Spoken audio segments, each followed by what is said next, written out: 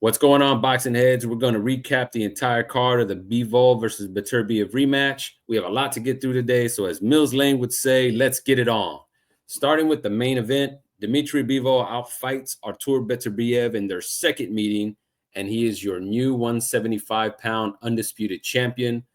Mark, I called this one wrong, man. Listening to Bivol, he said all week that he was going to fight more, he was going to punch more. And I thought that was going to be his downfall, but it was not the case. The rematch was another competitive fight, but this time I think the decision was more clear. I know some had it close, and don't kill me in the comments, y'all. I scored this fight 9-3 for Bivol. There were 2 close rounds I thought could have went to Beterbiev. If you scored those rounds for Beterbiev, then my card ends up being closer to 7-5, but it would still be for Bivol. This fight had a little bit more action than the first fight, I believe. I credit Bivol for that.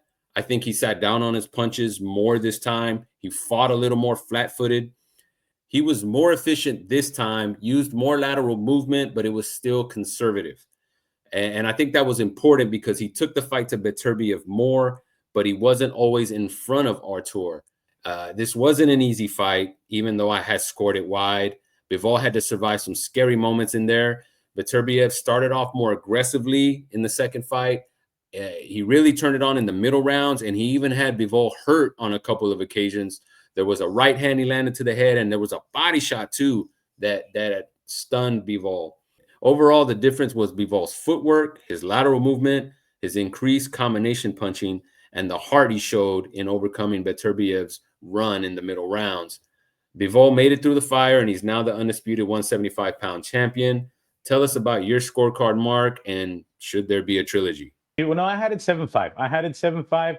I don't like a trilogy. I've seen what I've seen, and I think we're going to get what we've gotten.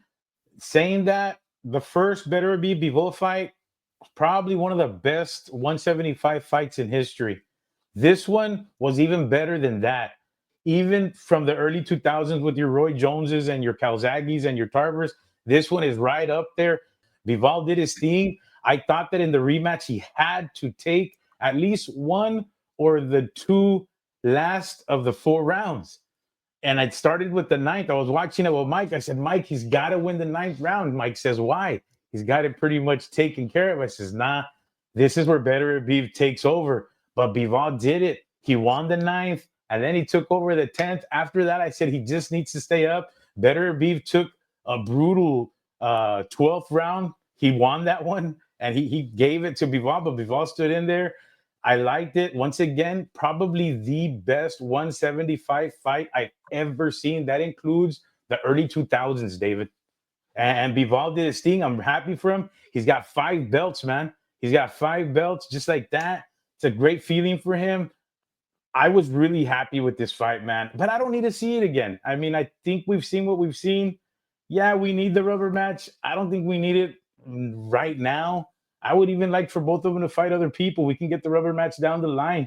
I would like to see Canelo Bivol next in May 2026. That's what I would like to happen. Yeah, so that's what I was going to question you on, man. I know you said we've seen what we've seen, but what have we seen? Bivol and Beterbiev, they're 1-1. Yeah. And I think that a trilogy fight does need to happen. I'm glad you cleared that up, though. You're saying it doesn't need to happen next. No, it could happen like GGG Canelo. We had a real close first one. Canelo won the second. They went about their business and took care of business later on down the line. We got to be careful about that, though. You can't have too much time happen. Remember, Beterbiev is 40 years old, man. So the clock is ticking on him. And there are a lot of options for Bivol right now, so they can have one fight in between before they go on to that third. But I don't think they can put off the fight too far ahead. But thinking about the options for Bivol, Mark, the next mandatory challenge that needs to take place is the IBF mandatory Michael Eifert. Then after that, the order goes to the WBO, which is now Callum Smith, since he beat Joshua Buatsi. You also may have noticed that Benavidez was in attendance that night, and he was there because he was personally invited by Turki Al Sheikh. But get this, Mark, Benavidez' promoter, Samson Likowitz, says Benavidez gets to leapfrog the IBF and WBO mandatories because he's a unified interim champion. I don't think I ever want to hear the term unified interim champion again. Let's not make that a thing, please, guys. All right. Thanks. No more on that. But if Turkey wants it, Turkey might get it. Whenever he's involved, you know that he can find that extra cash to entice any mandatory to step aside and allow the fights that he wants to happen. It does sound more and more likely that a trilogy is on the way. Mark, you were talking about earlier that you heard both of these guys at the post-fight press conference say that they want the trilogy next. Beterbiev is good for it. Bivol is good for it. And it may be later this year because Bivol mentioned he was dealing with some injuries in preparation for this fight. So he'd like to fight in either October or December. Moving on to the rest of the card, Mark, Joseph Parker made short work of Martin Bakole, forcing Bacole's corner to stop the fight after Parker landed an overhand right that caught Bakole at a weird angle, kind of on the top of the head in the temple area. That shot just blew up Bacole's balance, causing him to stumble to the canvas, and that's when Bacole's corner jumped in. When Bakole first stepped in for Dubois, I thought it was going to be an excellent replacement. It was clear Bakole was not in proper shape for this fight. You did get the sense that Parker looked a little bit relieved to be done with the fight that quick. Bakole did get some shots in and almost landed some bombs on Parker. I don't think we can hold this loss against Bakole. According to his team, the Ajagba fight is still going to happen in May, though it'll no longer be a title eliminator. As for Parker, I think he set himself up nicely for another big fight. He threw Usyk's name out there. That's a fight we haven't seen yet, and I believe it would be a damn good fight given how Parker's been performing recently. There's also a possibility of a rematch between Bakole and Parker. Let them face each other again with both coming off a full camp. What'd you think of the fight, and what would you like to see next? What a lucky weekend for Parker. What a great weekend for Parker. He still gets paid what he was going to get paid. He doesn't have to fight Dubai. He gets an easy win on a Bakole who came in jet lagged, as you mentioned. That had to affected him. So big lucky weekend for Parker. And now he's up for a really, really big payday. And he's a game guy, David. I mean, I like Parker against anybody. I like him, to be competitive with anybody. I don't see him beating a Joshua or a current champion Usyk, but I see him as a game opponent that anything could happen in the heavyweight division. You know what I mean? Absolutely. I think Parker's a live dog in any of those fights. He fought AJ before, and he was the first guy to take AJ to the distance. Oh, So Parker's no chump, man, and I think he's gotten better over the years.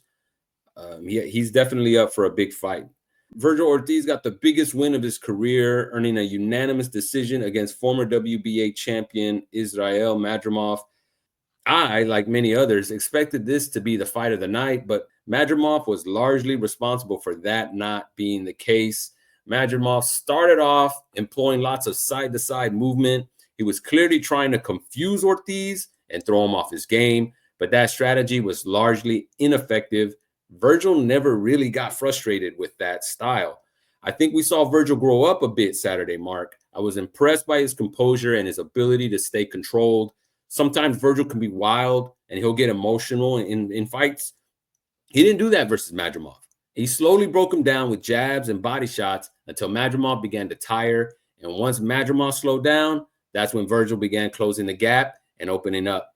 I think Virgil proved he's among the best fighters at 154. He's ready for all the top guys there. As for Madrimov, although Virgil did convincingly beat him, it wasn't easy. Madrimov showed some grit, surviving some rough spots. After the fight, he did say he wasn't 100% recovered from that bronchitis case. Sounded like an excuse to me, but I don't think it's out of the realm of possibility. He should not be ashamed, though. 154 is a deep division, probably the deepest in boxing. Madrimov would make for good fights with anyone in the top 10. But with two tough fights back-to-back, a top 15 or a top 20 guy wouldn't be a bad idea, Mark. What did you think of Virgil's performance? And what did you think of Madrimov? you know what? I think Virgil exposed Madrimov, man. Israel Madrimov was getting a little bit of fame for beating a Crawford who you pointed out Hey, Crawford really, I mean, is he really that good? You didn't say Crawford isn't great, but you said, is he still great? I believe what I said was that win really that great? I wasn't questioning Crawford. Right. I mean, he beat a guy who flipped about 9 times in a Ferrari, broke his face and all his teeth, right? Maybe like 18 months before that. So did he really beat a game opponent that day? Then he meets Madrimov, and we think Madrimov is all that in a bag of chips. I think you were correct. I think you were correct about Crawford. He didn't beat the best Spence. And also, you're correct about Crawford not being active. You said inactivity kills fighters, and maybe we're seeing that kill Crawford, but we haven't seen it because he fought in Israel Madrimov.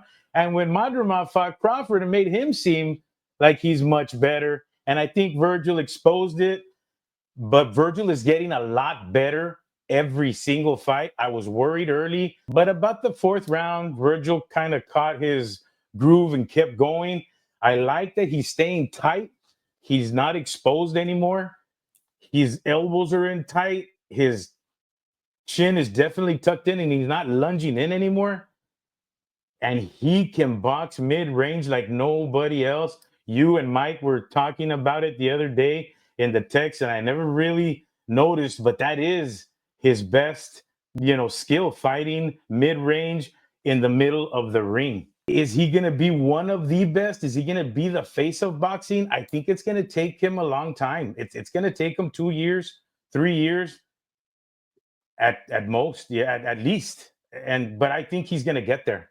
Yeah, if Virgil just keeps winning and keeps taking on the fights that he wants Yes. to take on, he's gonna get there. I don't know when the time will be, but it's just gonna depend on the wins that he gets. And he's Yeah. just got to keep winning and he's got to keep putting on good performances. If you keep knocking them out, Virgil, they will come. He almost had Madrimov, but if a fighter's trying to survive, especially with the skills that Madrimov has, they will survive. I do want to point out another thing about Virgil is his defense. You said Madrimov landed a lot of good stuff. Virgil caught a lot of stuff on his gloves. He's very, very good with his defense. And then they mentioned in the broadcast, Virgil has one of the best plus minuses in the game right now. So his defense is not something that people often notice or give him enough credit for. He's not just an offensive fighter. He's also got some defense to go along with it. Now, in probably the worst decision of the night, Carlos Adames got a draw versus Hamza Shiraz. Adames retains his WBC middleweight championship, but he should have gotten the win. The height difference was definitely a problem for Adames early. I had Shiraz up 4-0, but Adames began to close the gap and began landing more and more on Shiraz, who just seemed to run out of ideas by the middle of the fight. The pace was set early by Shiraz, but Adames adjusted and Shiraz did not. The word is Shiraz is going to move up to 168. I did hear a lot of people saying he looked pretty bad at the weigh-in, the official weigh-in that happened earlier that day. But Shiraz did not seem like he's ready for the top levels of any division, whether it's 160 or 168. He could benefit from some more seasoning, add some more experience to his belt, because if he's not able to knock you out, he just doesn't have anything else to rely on. As for Adames, it wasn't a great performance, but it was good work for him. He's still in the title mix at 160. Now we just need the champions at middleweight to start unifying. 160 is stuck in a bit of a rut right now, but if those guys start fighting each other, they can create some excitement for that division. What do you think of that fight? Much of the same. David Adames and Cherise both didn't show up. I don't believe any of them gave their best performance. I spent some time with Adames during sparring, and he looked great. Mr. Salas brought him in, and he had a really good camp. Everybody was excited. 6 months of training, and he did it well. He controlled his eating habits. He did everything well. I saw him sparring, David. He looked fantastic. This was the best camp he had had, and I bet him and Sharice are probably going to be kicking themselves in the next morning, knowing that they didn't show up. Both of these guys are better than what they came out and showed us. I think the better guy is Adames. I do think he did enough, even though he didn't win, but he didn't have his best performance. but I do think he did enough to win. But the draw, I mean, that's his own fault. You got to show up fight night, man. You really got to show up. I mean, what's the best camp of your life for if you just don't show up that night? Well, just to say something about the sparring, remember when guys are sparring, Mark, they're not fighting at the fighting weight. They're sparring at the weight that they're in camp at, Hmm. and then they still have to cut weight after that. So a lot of times when guys look good at sparring, that's because they haven't had to cut the weight and weaken their bodies like they do closer to the actual fight time. So that could be an explanation why he looked really good in sparring and it didn't translate to the ring. Ajit Caballero puts a banging on the powerful Zilla Big Bang Zong, stopping him in the 6th round. I had a feeling Caballero's body attack was going to be the deciding factor here, and I must say I'm a fan of this guy. He goes to the body like a Mexicano. You don't see a lot of that in the heavyweight ranks, and with the success that Caballero has had with that body attack, it looks like these heavyweights are just not ready for it. Zong showed all of his 41 years in there. He generally tires out after round 6, but he was already in trouble before that as Caballero's body shots accelerated his demise. Zong had his moments, though. He dropped Caballero in the 5th, but Caballero never seemed to be bothered by Zong's power. I think Caballero is a legit player in the heavyweight division because you have to think Usyk is on his way out. He's said out publicly he's got 2 more fights left in him. Joshua is still out there. Joseph Parker's out there. Daniel Dubois still out there. Those are some options for Caballero right now, and I'd love to watch him in there with any of those guys. Mark, you didn't think too highly of this fight. What did you see in Caballero versus Big Bang Zong? I saw a real sloppy fight. I don't know who Caballero is. This is the first time I see him. Maybe it was Zong's sloppiness that rubbed off on him, but I never seen this guy. Yeah, he does go to the body and he's powerful as pretty much all heavyweights are, but he's super sloppy. I don't see any skill. I don't see him lasting anything with any of the guys that you just mentioned, as the Parkers and the Joshuas. Well, once again, it's the first time I've ever seen him. Obviously, he's something because he was up for a belt. He won this title. He's number one in the WBC. Maybe I need to see another performance. It was super sloppy, but a lot of it was Zhang. But maybe I saw something wrong. Maybe I need to see him again. Given that, Mark, he was in there with he took it to a 300-pound heavyweight. It's not going to be pretty. You're not going to see Sugar Ray Robinson in there, man. These are 2 big guys. Zilazong, a 40-year-old heavyweight who got tired by round 4 because of all the body shots that Caballero was throwing Damn at near him. round 2. Yeah. I mean, he was still throwing shots and he was still in it because he did drop Caballero, but there was some good things. Caballero can fight, bro. He can fight. I encourage you to look up some of his fights. Again, I'm not saying he's technically the best guy out there, but he can fight. Callum Smith defeated Joshua Boazzi by unanimous decision. Definitely called this fight wrong. I said it wasn't going to be interesting, and it ended up being one of the best fights on the whole card. Smith showed he still had some life in those legs. He really bit down and gutted his way to a win. Boazzi also showed some grit. Both fighters were hurt and fought their way back into the fight. I even lost track of the scoring. I stopped scoring the fight because it was very interesting. These 2 matched up very well with one another. Callum has put himself towards the front of the line for a challenge to Bivol, but he may not get there anytime soon if the trilogy does happen. I hope Callum doesn't sit on his position and wait out the trilogy between Bivol and Beterbiev. He can put himself in place for a big fight with David Benavidez, who might also be looking for an opponent because of this trilogy. Callum Smith versus David Benavidez at 175. That's a solid move for both fighters. Tell us about the fight and what do you think of a possible Callum Smith versus David Benavidez fight, or do you think he should just wait for his turn at the title? No, I don't think he should wait. I think he should jump at a chance like that. But man, what a fight. If it weren't for the magnitude and what was on the line for Bival and Beterbiev, I'd be like, if it was just fight to fight, it'd be very even. These fights were really good, but Bival and Beterbiev did have, fight of the night because of the magnitude. But this is a real close second, man. It was a war. And Callum Smith was putting it on this guy. This guy has the ability to come back and recuperate. like nobody's business, man. And he kept doing it all night. But Callum Smith did win clearly, but it was a slugfest.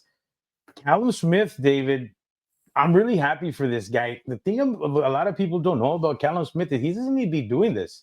Callum Smith has been lucky in life, working really hard at boxing and being successful, but he's also been very successful outside of the ring with his money. He does not need to be doing this. He's a very successful businessman, and he keeps doing it at a high level. He just won another title. It's not a world title, like he said himself. I respect that a lot about him too. He's like, I know I want another interim, but I want the real thing. He said, the goal is a world championship, and I'm going to keep fighting until I get it. I don't think he should wait because, like you said, it's going to be a long wait. I'd love to see him against Benavides, pick up another check. Like I said, he is a businessman, but he's not going to stop, David. He wants a world title. That's the goal. Do you think he beats Benavides? No. Where would you put that fight? About a Probability. 65-35. Whoa. Yeah. 70-30. I think 65-35 is fair in favor of Benavides, right? Just because of Callum Smith's grit, IQ, and where he's been. Been there with Canelo. He's been there with all of them. Yeah, that sounds about right. Then there was Shakur Stevenson, who finally got a stoppage. It was his first since he faced Shuichiro Yoshino 3 fights ago, dropping late replacement Josh Padley via body shots. It did take Stevenson 9 rounds to get the job done. Even with the stoppage, it just wasn't done in an exciting manner. And it's too bad, man. Shakur is such a talented fighter, but he simply doesn't have any mustard on his shots. And that's because of his hands, which Shakur hurt again versus Padley. Shakur did fight on, and he kept throwing that left hand despite it being injured. But Mark, with those brittle hands, Shakur should focus on punching into the body more. He can hurt his opponents there, and it'll be easier on his hands.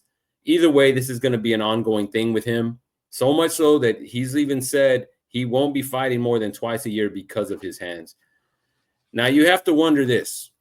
I want to hear your opinions on the fight. If this is going to be a problem for sure going in the future, what would happen if he were ever to get in the ring with Tank Davis?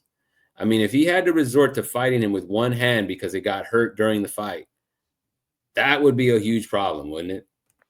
Yeah, I would. Definitely.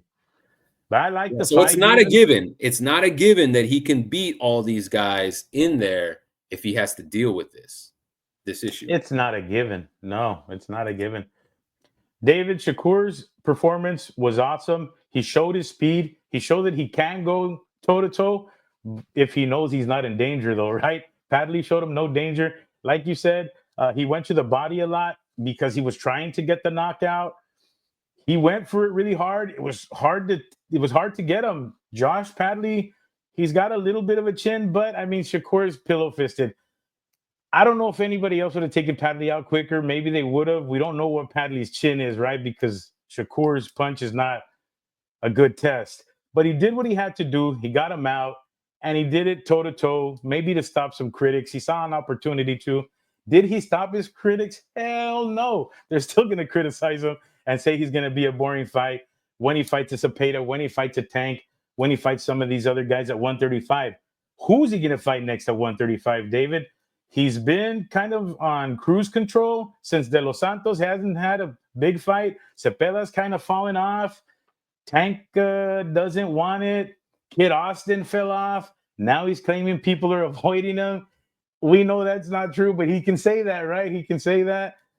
I'd like to see him fight Tank. These fights align. Does Tank want it? Already talking retirement? Who knows? I'd like to see him fight Camarón Cepeda. I've heard Panda say that may happen in June. And if those two don't happen, David, I see him probably taking the winner of Rocky and Tejas Giron, who just fought Kid Austin. What do you think about his future? I don't know if the winner of Rocky and Tejas Giron would be a big enough fish for Shakur. I think he's looking for bigger fights than that. But as you said, he can't get these guys in the ring. You can't force them to get in the ring with him. So, yeah, I don't know. He's kind of stuck in this weird predicament, man. Like, he doesn't create the demand that he thinks he does. And because he can't do that, he can't really entice other fighters to get in the ring with him, because who's gonna pay to see it, right? Like it's just tricky. You don't know. Shakur is not a fan-friendly fighter. He's just not. He's got skills, he's got talent, but that doesn't always equate to entertainment. He even went out and of his way to be aggressive with Padley, and it just still wasn't enough. But again, he took the risk because it wasn't that risky. Padley had what, 4 KOs on his record? This guy wasn't a puncher either. And Shakur was still cautious with him early in that fight. I don't know what it's gonna take for Shakur to get the big fights. I do want to see it, because maybe it takes a really good fighter to bring out the best in Shakur Stevenson. And we'll just have to wait and see. But it's just a tough situation for the kid. Question for you, David. Question: Shakur Stevens. Let's gauge him like we were gauging Virgil. When will he be a Wasella? I say in the same time frame as Ortiz, 2 years, and he'll be a box office draw. Just like Virgil, I give it 2 years. He's a box office draw. But would you agree that both of them have to stay undefeated? One, because Virgil's fight style. One, because of Shakur's fight style, he has to stay undefeated. And Virgil has to stay undefeated because he's just not. He needs to stay undefeated to be relevant. I don't think Virgil needs to stay undefeated. I think Virgil just needs to be Virgil. Just be Virgil. If the more people that watch Virgil fight, though, they will become fans of Virgil. I just think he hasn't gotten the attention yet. But once he starts getting those big fights and more eyes are watching him, he's bound to get more fans. He's just bound to get more fans. As for Shakur, man, I'm not. I think it's going to take a big fight for Shakur to finally break through. I don't think there's a timeline for him. It could be 5 years. Could be 5 months. He won't make it big until he gets a big fight and beats a top name. So it's just going to take the big fight for Shakur in order to break through to the mainstream. And if he just keeps doing what he did against Padley and fighting guys like that, that's not gonna get him to the big time. All right. Again, man, it's just a tough situation for the guy. But those are the two guys I see in the future being at the top. Virgil and him, but 2 years. 2 years. Yeah, I don't know. Yeah, I don't know. I mean, for their sake, I hope you're right, man. One last thing, man. Was this the greatest card of all time? A lot of people are saying it. That's how they promoted this. As always, when promoting and selling something, you've got to deal with some hyperbole. You got to deal with some exaggeration. I don't think it's totally off, though. It has to be the best, if not one of the best cards this century. When I say this century, I mean from the 2000s moving forward. Just the sheer number of quality contenders and opponents, relevant fights, like it eclipsed everything on any card I've seen since the 2000s. We just talked about 7 fights right now, 6 of which were very relevant to their divisions. So was it the greatest card of all time? No, maybe not, but it was a damn good card. Yeah. No, I mean, not even close to being. Everybody has their opinion. Mine is the May 5th, 1997, May 7th, 1994. Night of the rematches. But you, yeah, that was a good one. And you've made this point before. A lot of those Don King cards were very good. Revenge of the Rematches was awesome, man. That was stacked. You don't think that this card is even like the best in the last 20, 25 years? No, I would say the best in the last 3, but even some of the Riyadh cards were already better, man. Riyadh's been doing good, and they're bringing that back. So that's good.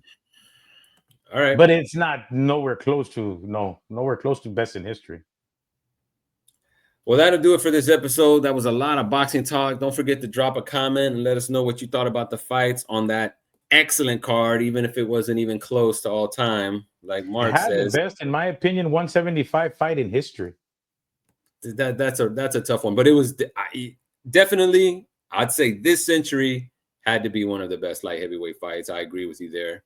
But anyway, guys, that'll do for this episode. That was a lot of boxing talk. Don't forget to drop a comment and let us know what you thought about the fights on this excellent card. We'll see you guys on the next one.